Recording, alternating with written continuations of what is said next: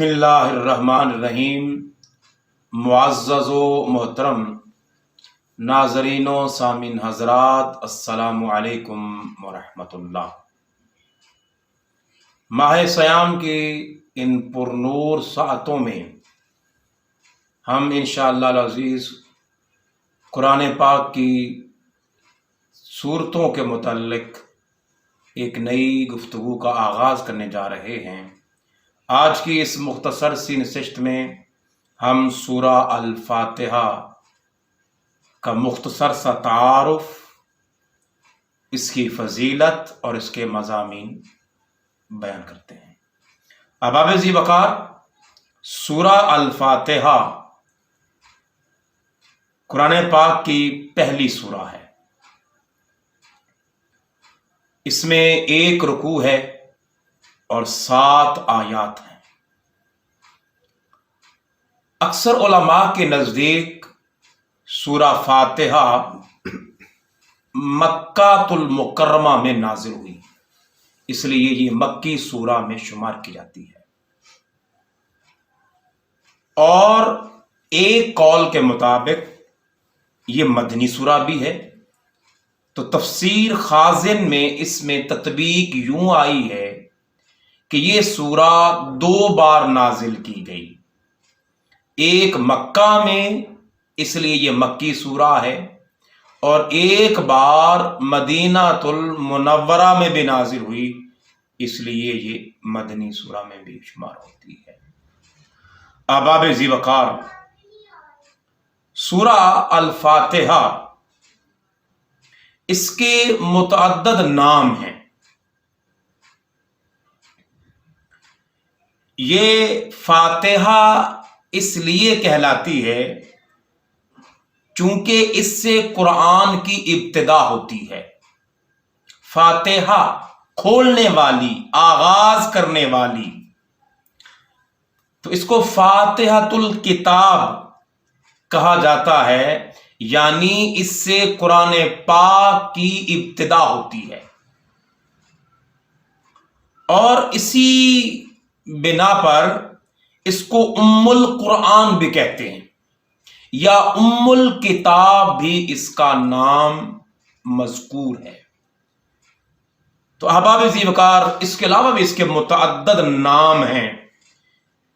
उसमें ये सूरा अश-शिफा भी कहलाती है, सूरा अश-शाफिया भी कहलाती है, सूरा अद-दुआ भी है, और सूरतुल मुनाजात भी इसका नाम आया है। तो अहबाब ज़ी वक़ार, सूरा अल फातिहा पर बहुत सी अहादीस बयान हुई हैं जिसमें इसके फ़ज़ाइल बयान हुए हैं। हज़रत अब्दुल्ला बिन अब्बास रज़ियल्लाहु ताला अन्हुमा फरमाते हैं कि एक फरिश्ता आसमान से नाजिल हुआ और उसने सय्यदुल मुरसलीन सल्लल्लाहु अलैहि वसल्लम की बारगाह में सलाम पेश किया और अर्ज की कि आका सल्लल्लाहु अलैहि वसल्लम, आपको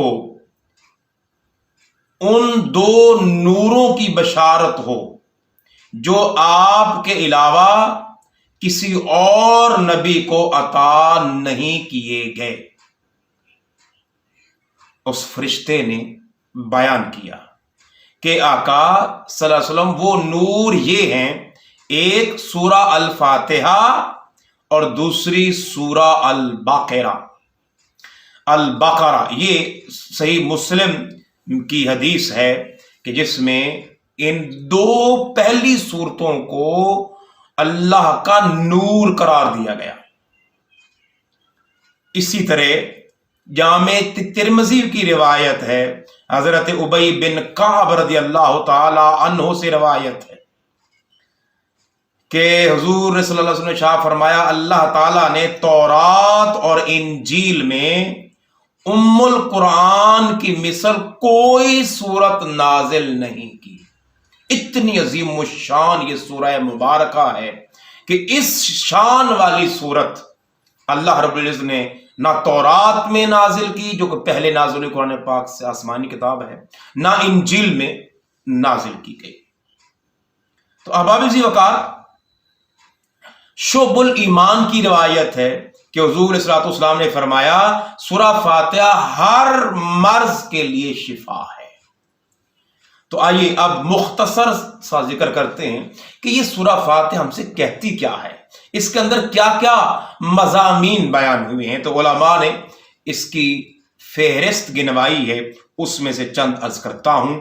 اس سورہ مبارکہ میں، یہ وہ سورہ جو ہر نمازی ہر نماز میں ہر رکعت کے اندر اس کی تلاوت کرتا ہے، تو اس میں ہم اللہ تبارک و تعالیٰ کی حمد و ثنا بیان ہوئی ہے۔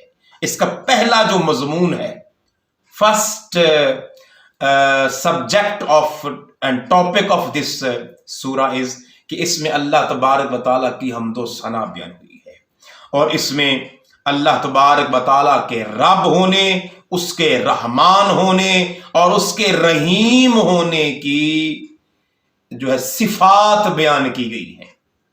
اسی طرح اسی سورہ مبارکہ میں یوم جزا کا ذکر ہوا ہے، یعنی یہ مومن کو بتا دیا کہ لوگوں یہ دنیا عارضی ہے، آخرت آنے والی ہے، مالک یوم الدین کے تحت اس میں آخرت کا بھی بیان ہوا ہے۔ اور اس میں اللہ رب العزت نے یہ مطلع کیا ہے، ہمیں بتایا ہے کہ عبادت کا مستحق صرف اللہ کی ذات ہے، اور حقیقی مددگار صرف اسی کی ذات ہے۔ اور اسی طرح دعا کے آداب بھی بیان کیے گئے، اس میں سلیقہ سکھایا گیا، طریقہ بتایا گیا کہ لوگوں خدا سے یوں مانگو اہدنا الصراط المستقیم، کہ اللہ سے دعا مانگو، اس کے آداب سکھائے گئے۔ تو احباب ذی وقار، اس پر بہت کچھ لکھا گیا ہے۔